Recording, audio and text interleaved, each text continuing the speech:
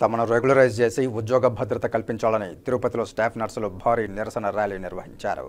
Tirupati Ruia, maternity, SVIMS తదితర ఆసుపత్రుల్లో గత 2 దశాబ్దాలుగా కాంట్రాక్టు ఉద్యోగులుగా పనిచేస్తున్న స్టాఫ్ నర్సులకు ఉద్యోగ భద్రత కల్పించాలని, తమను రెగ్యులరైజ్ చేయాలంటూ శనివారం అలిపిరి, రూయా ఆసుపత్రి, ఎస్వీ మెడికల్ కళాశాల ప్రాంతాల్లో ర్యాలీగా నిరసన తెలుపుతూ డిమాండ్ చేశారు.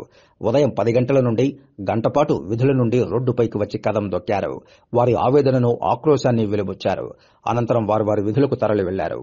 కాగా స్టాఫ్ నర్సుల భారీ ర్యాలీ నగర ప్రజలను, ఉద్యోగులను ఆలోచింపచేసింది.